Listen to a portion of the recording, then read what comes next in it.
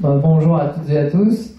Très heureux d'être là avec vous. Donc j'ai cofondé avec d'autres la Primaire Populaire. Donc, très heureux la Primaire Populaire avec UNALT 2022 vraiment en commun d'être partie prenante de cet après-midi. Moi je voulais vous partager en premier de la gratitude à chacun d'entre vous d'être venu cet après-midi ici pour trouver des solutions pour 2022.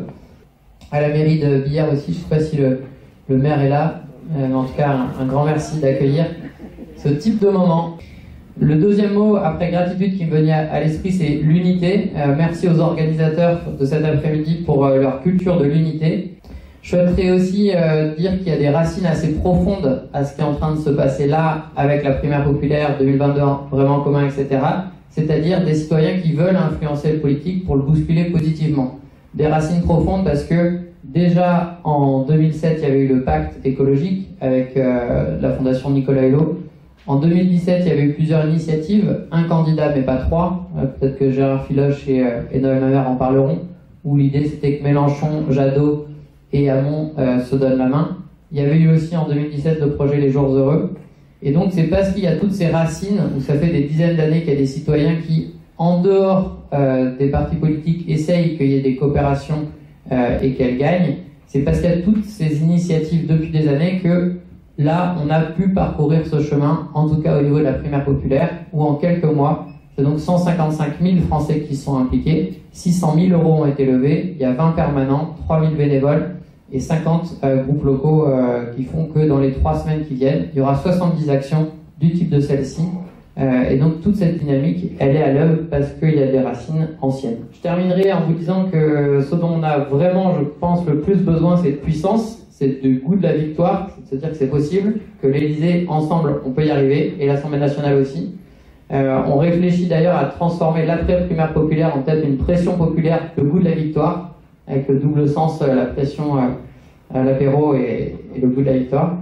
Et en tout cas, je tiens à terminer ce petit mot d'introduction en remerciant vraiment Gérard Filoche, Anna Agathe-Porterie et Noël Mamère d'être impliqués dans ce projet. Et je crois aussi que la puissance, elle vient de l'intergénérationnel. Et donc, merci à tous d'être là. Bon après-midi. Merci Martin. Merci Martin. Donc, la parole va être maintenant. Donc, on vous a rappelé tout à l'heure pendant 1 heure les interventions de nos 3 invités. On va commencer par Gérard Filoche, militant syndicaliste très connu et inspecteur du travail. 81% des sondés sont pour l'unité de la gauche. 73% sont pour un candidat commun. Ça rentre en complète contradiction avec ce qui se passe aujourd'hui. C'est antinomique. Et c'est pour ça que je vais commencer à vous dire, ayez confiance. Parce que c'est impossible qu'il y ait 81% pour l'unité et que des dirigeants de 5, 6, 7, 8 groupes ne veuillent pas écouter. Donc à un moment donné, ça va rentrer en collision. Et je voudrais vous dire ça parce que si on regarde évidemment, si on ouvre le poste de télé, on regarde Macron l'autre jour parler 15 fois du mot travail, si on entend les différentes variantes de l'extrême droite, on dit c'est foutu, les idées sont disons manières, on en camp en face, etc. Et je veux vous dire évidemment que non. Non. Dans ce pays, il y a un salariat. Ça commence toujours en termes de force sociale. C'est pas dans les journaux que ça se passe. C'est pas dans les télés que ça se passe. Faut être matérialiste.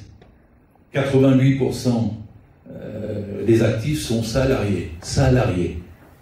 Ils n'ont peut-être pas les idées claires tous, mais ils ont un point commun. Ils ont que leur force de travail à vendre. Et le socialisme, ça vient toujours du ventre. C'est quand vous n'avez rien dans votre assiette que vous vous préoccupez non seulement de la remplir, mais aussi de remettre en cause la société qui vous l'a vidée. Et la vérité, c'est que ceux qui produisent des richesses en France ne reçoivent pas la part qu'ils méritent, ni en termes de salaire, ni en termes de bien-être général. Et c'est ça aussi qui va entrer en collision avec le pouvoir. Macron est une particularité dans notre histoire, c'est le pire président de la Ve République que nous ayons eu. Pourquoi ? Parce qu'il est plus cynique, plus fanatique que tous les précédents. Lui, il veut aller jusqu'au bout dans la mise en cause de nos acquis sociaux. Alors je sais, acquis sociaux et tout, la Sécu. Alors, les gens se disent, mais non, on ne mettra jamais la sécurité sociale en cause en France, elle existe depuis 75 ans, on en a bénéficié même dans cette pandémie, c'est pas possible, t'exagères, tu dramatises, il n'y arrivera pas. Ça, c'est possible qu'il n'y arrive pas. Mais en tout cas, c'est ce qu'il veut faire.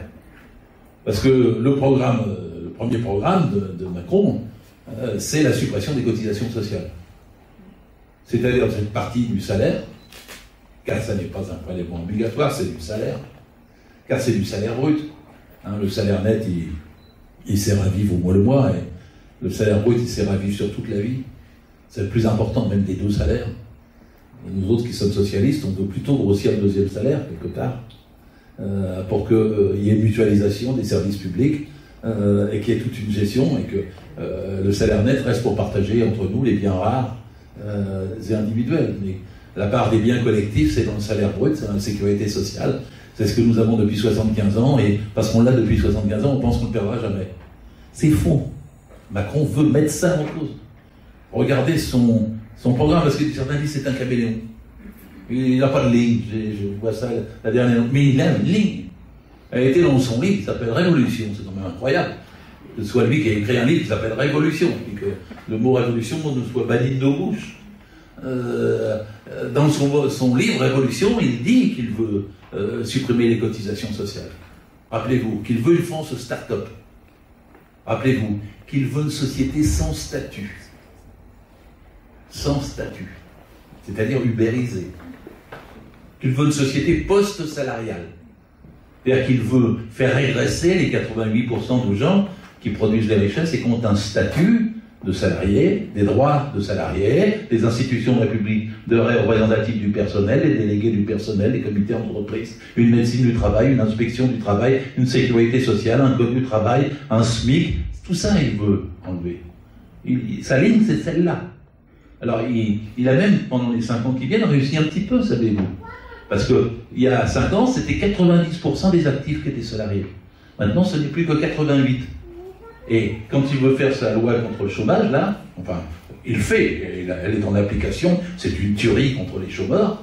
Le but est d'empêcher les chômeurs de survivre comme chômeurs, c'est-à-dire comme salariés temporairement privés d'emploi, pour les réorienter vers des statuts individuels d'auto-entrepreneurs, aller vendre des crêpes, aller fabriquer des sandwichs dans une maison, et soyez auto-entrepreneurs dans le bâtiment. C'est-à-dire arriver à les orienter vers autre chose que le salarié, puisqu'il faut une société post-salariale, ubérisée, c'est-à-dire... Et d'ailleurs, en ce moment, hein, il y a le Parlement européen a voté le 16 septembre dernier une résolution disant que la présomption de salariat s'appliquait à tous ceux qui travaillaient chez Uber, etc.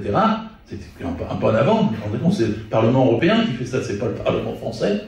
Et Macron, lui, est en train, dans le budget de l'année prochaine, page 108 du budget public, de prévoir un tiers statut entre le salariat et Uber, où il a même une fondation pour ça, il met 2 millions d'euros, qui pourrait redistribuer pour avoir quelque chose qui ne soit ni tout à fait salarié, ni tout à fait ubérisé, c'est-à-dire sans loi et sans droit. Son projet est de déstructurer ce que nous avons de plus précieux, nous qui travaillons, qui produisons les richesses, qui avons gagné des revendications pendant des décennies. Son but est de mettre ça en cause. C'est pour ça qu'il a eu toutes les faveurs du CAC 40 pour accéder au pouvoir. C'est pour ça qu'il a eu tout le soutien du MEDEF. C'est pour ça qu'il s'est imposé à la bourgeoisie elle-même. C'est parce qu'il leur disait « je vais faire ça ».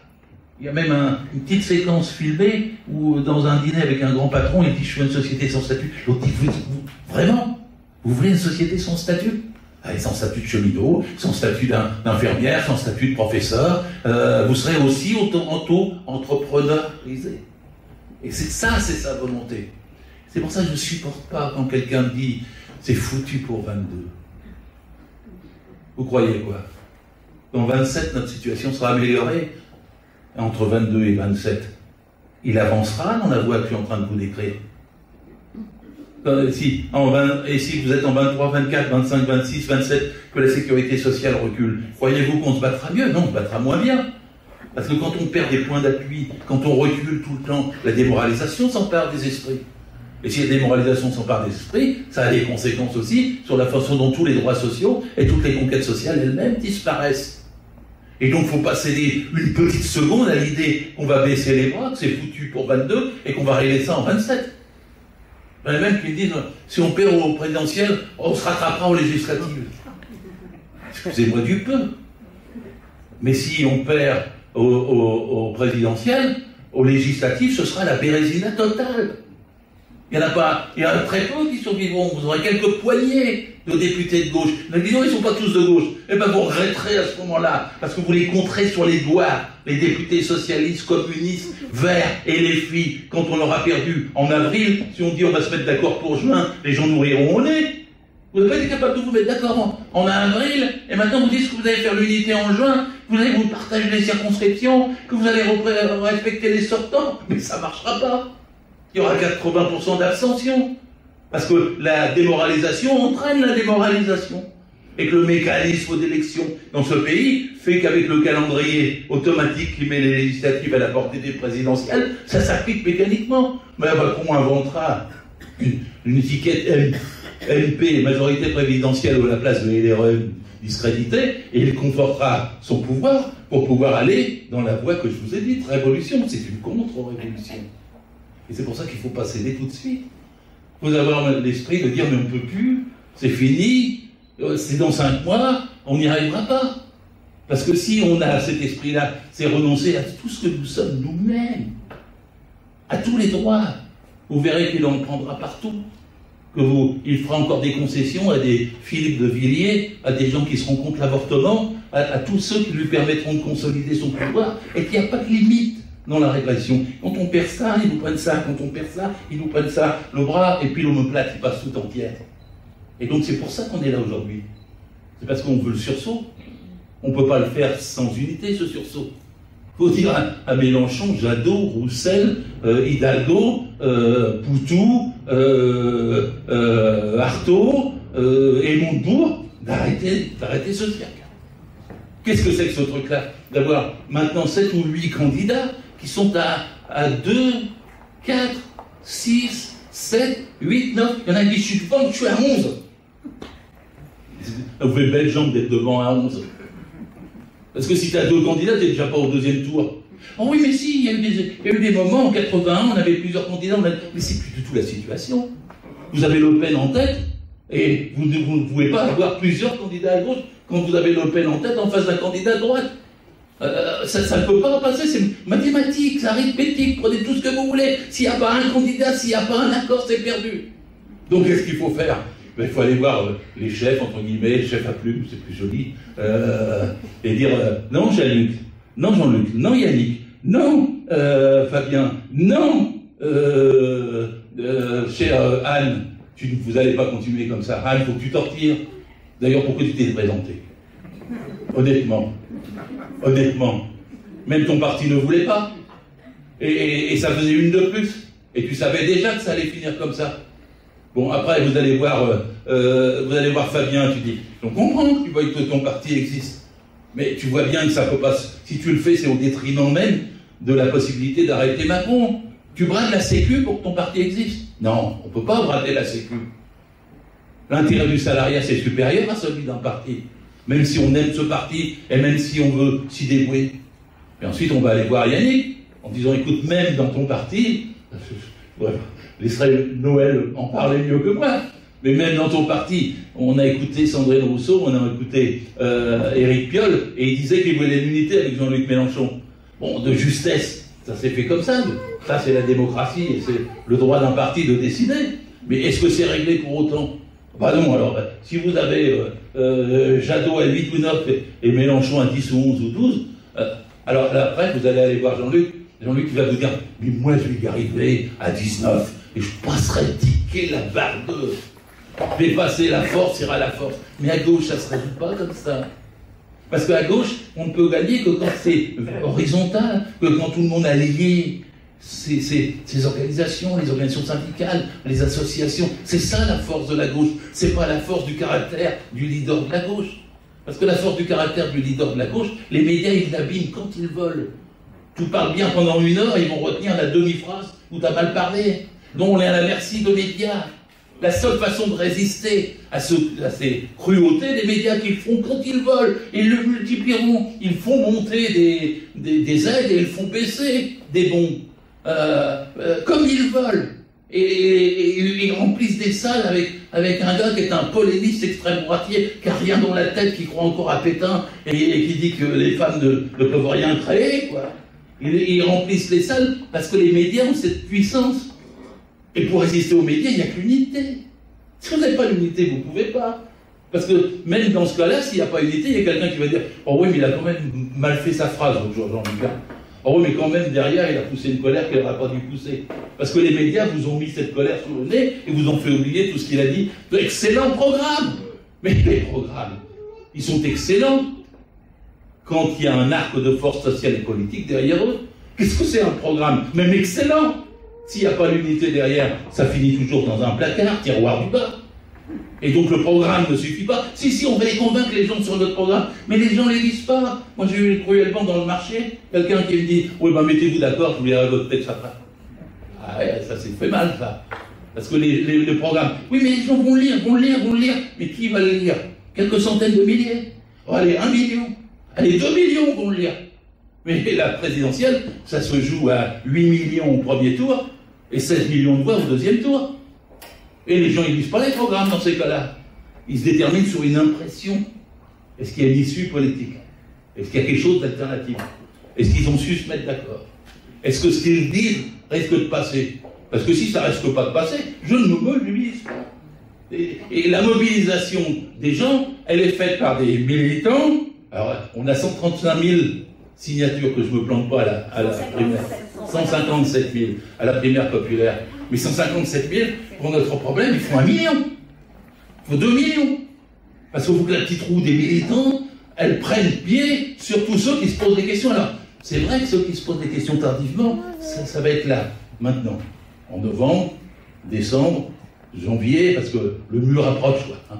Et ceux qui n'ont pas bougé encore vont dire oh, ça ne peut pas arriver. Ils vont revenir sur le début de mon discours et vont dire on risque tout ça. Donc si on risque tout ça, il faut qu'on se mue. Alors moi je pense, je suis un tel optimiste de toute ma vie, que je pense qu'il va se créer un événement, qu'il va y avoir une réaction, qu'il va y avoir quelque chose de massif, qu'on aura 1 million sur un texte, sur un appel, et qu'à ce moment-là on peut changer. Et pour qu'il y ait 1 million sur un texte et un appel, il faut faire des réunions comme celle-là. Et c'est vous.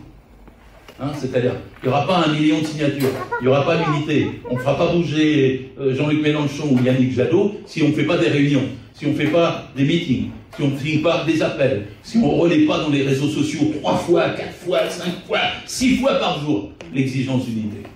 Et ce militantisme-là, c'est-à-dire les 81% qui sont pour l'unité, il faut arriver pour les mettre en mouvement et ça urge maintenant, vous vous rendez compte.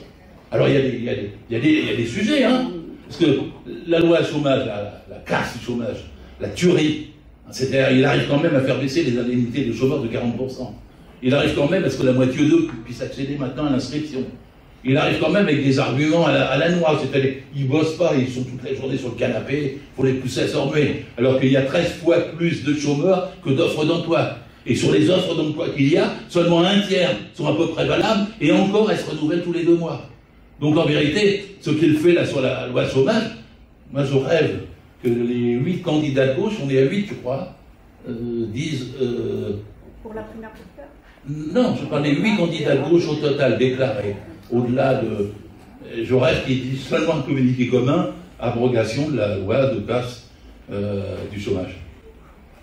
Parce qu'en fait, la loi de l'abrogation de casse du chômage, au passage, c'est la suppression de l'assurance chômage, donc la suppression des cotisations chômage, donc la fiscalisation. Donc en vérité, un des éléments fondamentaux du programme de Macron, c'est pour ça qu'il s'y accroche et qu'il y tient tant. Et pourtant, c'est quoi? 3 milliards, après avoir trouvé de l'argent coûte que coûte. 3 milliards pour la guerre de l'espace, il a mis. 3 milliards pour les start-up, il a mis. Et puis il donne 275 milliards sur 5 ans pour l'armée, plus que pour l'hôpital ou pour les recherches. Pour empêcher ça, on pourrait avoir quand même les 9 candidats ou les 8 candidats qui font un petit communiqué court. On est d'accord là-dessus. Moi, je recherche les gens, ils disent « Ouais, il y a des divergences. Hier, il a dit ça sur la manif à la police. Hier, il a dit ça sur je ne sais plus quoi. Et puis, Montebourg a encore dit ça. » Mais enfin, écoutez, ils ont tous signé, par exemple, un texte sur les 75 ans de la sécurité sociale. C'était tous, le texte il dit qu'il faut que la sécurité sociale soit une grande sécu, qu'elle soit unique, que les cotisations soient proportionnelles, qu'elles puissent redistribuer à tous selon les besoins, et qu'il y ait une démocratie à la sécurité sociale, qu'on refasse des élections, caisses, etc. Le texte, ils l'ont signé tous. Bayou, Roussel, Faure, Hidalgo, tout le monde l'a signé. Absolument tout le monde l'a signé. Mélenchon l'a signé, bien sûr, avec tous les autres, là, il était utilitaire.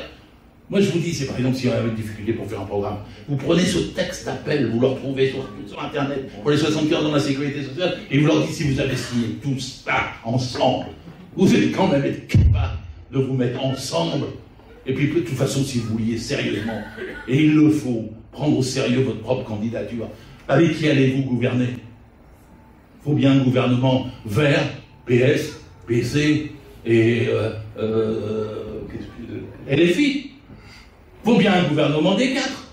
Il y aurait des quatre dans un gouvernement. Ben alors pourquoi vous ne faites pas ça en amont? Et puis, s'il faut un accord entre Jadot et Mélenchon, ben il y en a un qui est président et l'autre Premier ministre.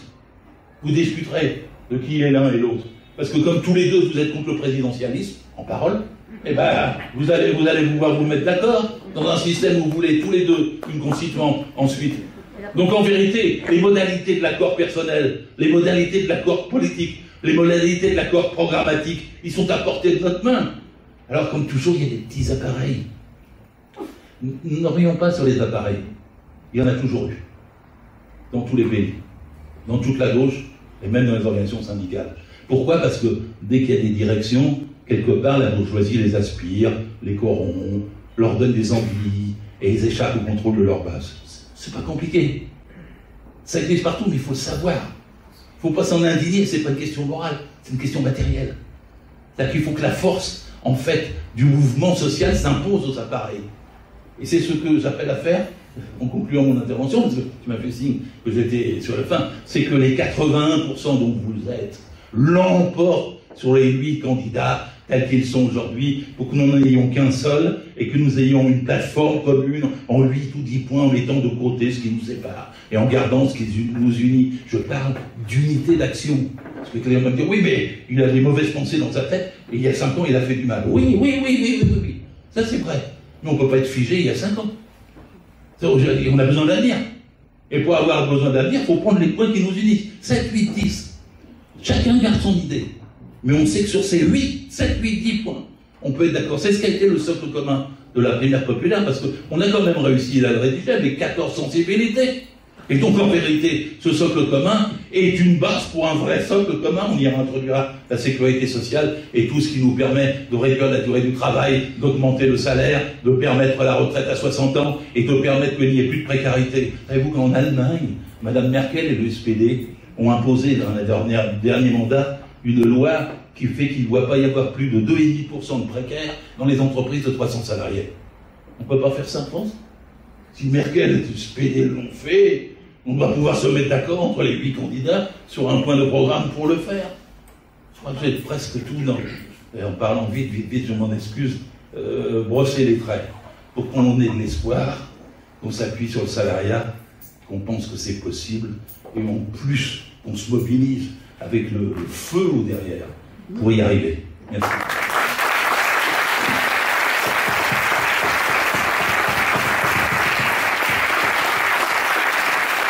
Merci.